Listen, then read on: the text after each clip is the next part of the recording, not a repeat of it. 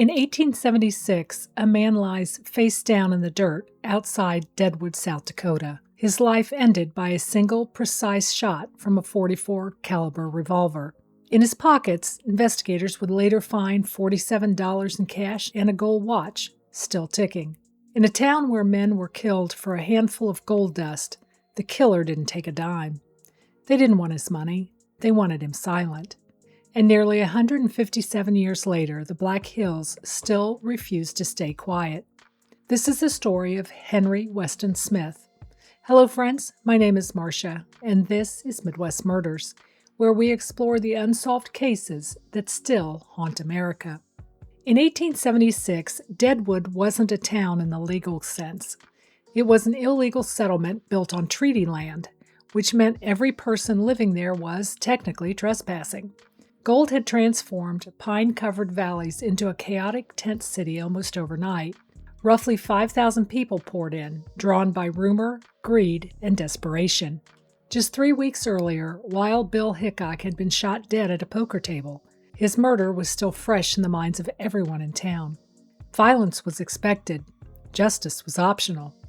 Power belonged to those who controlled the gold, the land, and the flow of information. Into this environment walked a man who wanted none of it. Reverend Henry Weston Smith was known to most locals simply as Preacher Smith. He stood 6 feet tall, physically strong, quiet, and unassuming. He didn't come to Deadwood chasing fortune. He walked hundreds of miles on foot from Cheyenne, Wyoming, because he believed God had called him there. Henry had already lived a life shaped by loss. Born in Connecticut, he lost his first wife and infant son just a year into marriage. He later served in the 52nd Massachusetts Infantry during the Civil War and trained as a physician. Despite later legends, he was not a saloon-storming firebrand preacher. Those who knew him described that version as fiction. Instead, he worked odd jobs during the week, including laboring on the Boulder Ditch Project, and preached on Sundays wherever people would stop to listen. Sometimes in front of a drugstore, sometimes near the general stores. He didn't shout, he didn't threaten, he reminded. In a town built on appetite and ambition, Henry Weston Smith became something rare, Deadwood's conscience. Friends warned him repeatedly to carry a gun. Outlaws were everywhere. Smith always gave the same answer. The Bible is my protection. It has never failed me yet. On the morning of his final Sunday sermon, Henry finished preaching in Deadwood and tacked a note to the door of his small cabin. Gone to Crook City to preach, and if God is willing, we'll be back at 3 o'clock. He began the 5-mile journey alone, unarmed. He never arrived. Later that day, a local resident found his body beside the road. Henry had been shot at close range, estimates placing the shooter no more than 10 feet away. Some reports say the bullet struck his heart, others say his head. What remains consistent is the precision. Nothing was taken. His money was still in his pocket. His watch was still ticking. Authorities, including Sheriff Seth Bullock, moved quickly to explain the murder. They blamed a band of Native Americans. It was the easiest answer available in 1876, and it required no deeper inquiry. But the facts didn't support it. There was no mutilation, no theft, no sign of a random attack. This violence wasn't born of chaos. It was deliberate. As days passed, attention slowly turned inward, toward Deadwood itself.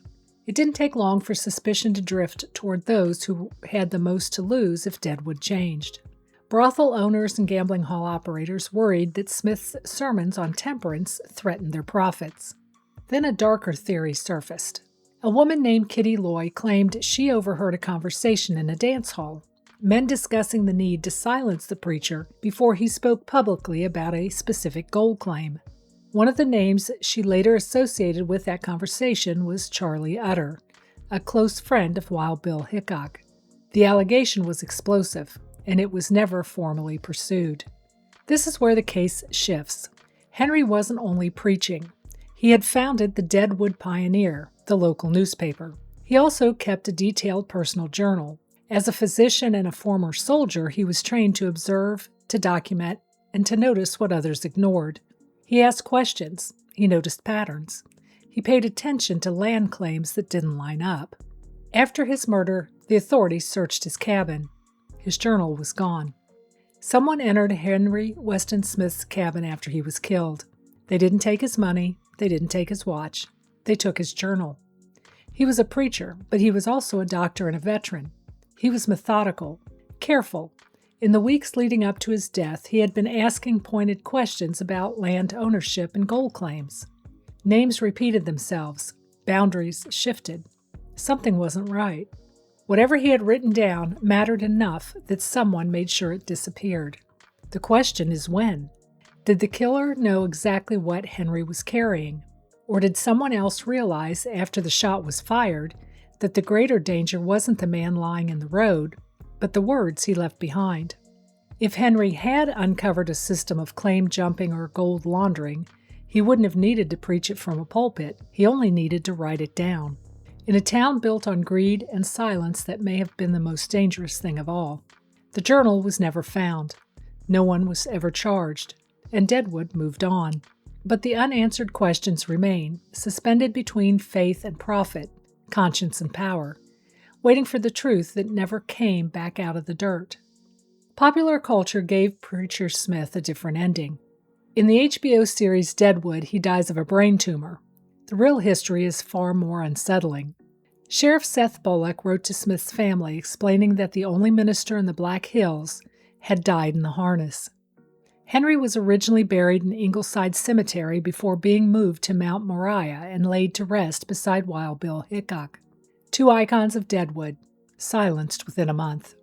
In 1995, during the rededication of a monument in Henry's honor, a local lawyer finally read the sermon Henry intended to deliver the day he was killed. The words arrived 119 years late.